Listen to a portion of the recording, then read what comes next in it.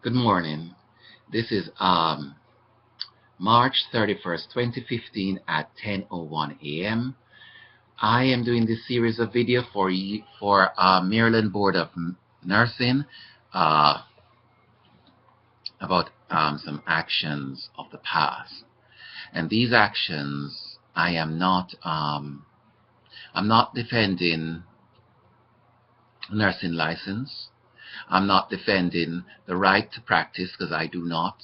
And I repeat all the time, I will never ever seek a job as a nurse or any other job in the medical profession. I have a vile distaste for it, as much I have a very vile distaste for people who did not support me during the time when I was assaulted, and etc., family, friends, etc., and a vile distaste for everything military and the U.S. Army Nurse Corps state. But I'm giving this testimony to show the pattern of harassment, the pathology of abuse that finally led to the physical assault, and I call it fratricide, attempted murder, on my character, my person, and my livelihood. I'm giving you an education. I am giving you an education in order so that you can empower the future of your organization, its ethical standards, because I really admire the ethics, something I never saw in the U.S. Army. I rate them as killers, murderers, and liars. And so therefore their compassion is based on the herd mentality. If one person assaults and harasses you, the rest of them join in the gang. And since I was ostracized and made to feel less than and victimized, my primary focus was to do the best job that I could and not to be a victim, not to be their victim. I detest them, and I detest every aspect of U.S. Army Nurse Corps. But here we go with testimony for today. When I was deployed, we had a patient status post an MVA accident. The patient came into the ER, and the doctor sent him over to the surgery, cleared him, and sent him over to our section, the medical surgical section. On assessing the patient was mine, I realized the patient had absent left, lower left, and upper left lung sounds, and right lower quadrant lung sounds were absent, but between the midsections of the right and the upper sections were clear. The patient came over to me in a lying flat. He was not propped up at any degree or any angles. I forgot what that's called, and neither am I interested. And so forth. On my assessment, this patient was getting fluids, and he had oxygen over his mouth. There was no one else in the ICU. They had one patient, and they let the rest of their staff off for the evening because I was working the evening shift. So I did my assessment and realized that this patient probably had some sort of pneumothorax or something else going on. Since I am not qualified to make the diagnosis, I informed the doctor and said that this patient should be in the ICU, which he probably originally agreed. And then the ICU nurses decided that they did not want him, which it was one nurse, I think it was Jill, was on duty that day.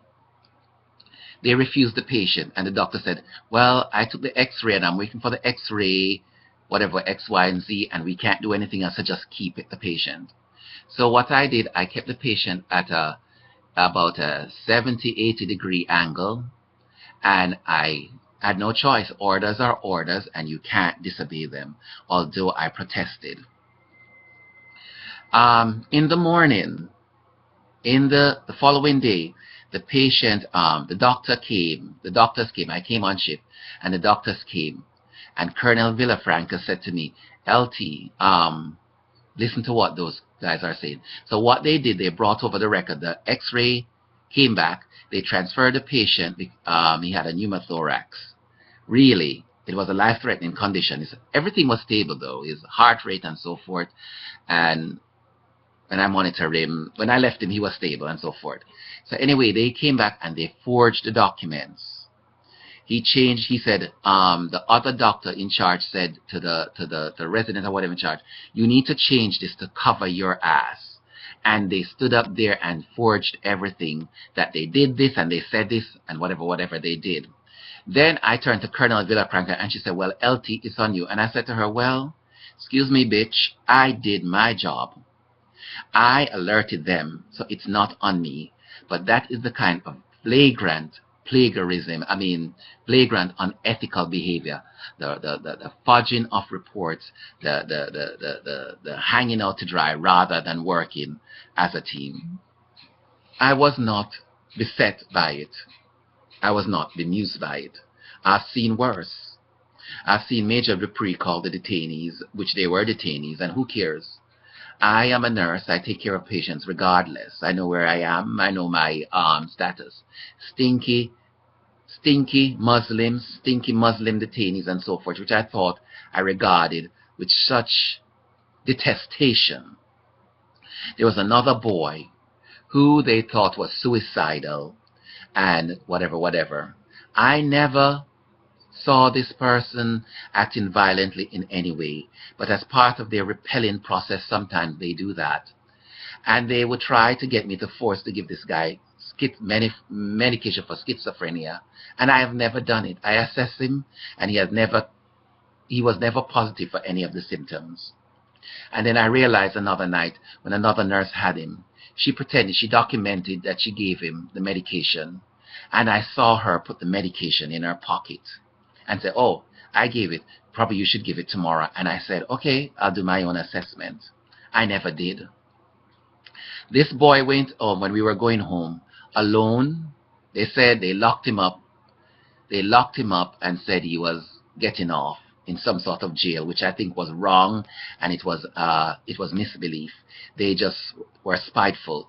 And if this guy had a psychiatric illness, he was traveling alone, and they all ostracized him. So I took up myself as a nurse and as a human being to go over to this young 19-year-old black boy and say, hey, do you need anything? Are you okay? And so forth.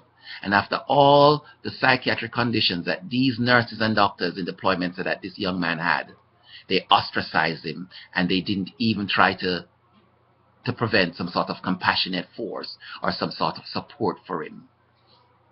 Next, there was another girl who came in with fluid volume overload. They said she was on drugs. She was one of those specialists. She came over when I saw her as my patient, when they wheeled her over into the department. She was 3 times her size. She was so huge, I thought she would burst. When I did her assessment, her lung sounds were so gurgled, like any more fluid, she would have died, drowned in her own in fluids. And so therefore when I did it, everybody said, no, just leave it. And I said, absolutely not. So I went to call the doctor. He said, well, if that's what you believe, do whatever you believe. I felt like she should be in the ICU also. They flooded this girl in the ER. She probably had about 3 or 4 liters of fluids, and it was still going. So I stopped it, propped her up. This girl was almost going into a comatose condition, I thought. Her lung sounds were shallow and so forth. I placed her on oxygen, and then when I did that and I propped up her bed, within an hour or 2, I started to give her some sort of massage, a little massaging things to help her lungs and so forth. And after that, she started to wake up. And this is part of the ethical standard, this is part of the unethical practice and abuse that I have seen, that have been ostracized and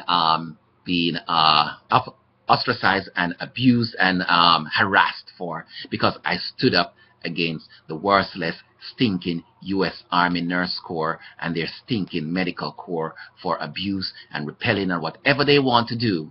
And when they harass people, whether it'll be gay, whatever it is, but that's part of the etiology and the pathology of fratricides, to isolate, to abuse, to assault, to intimidate, to paranoia, which has never manifested in me. Have a good day. This is Ryan Tomlinson.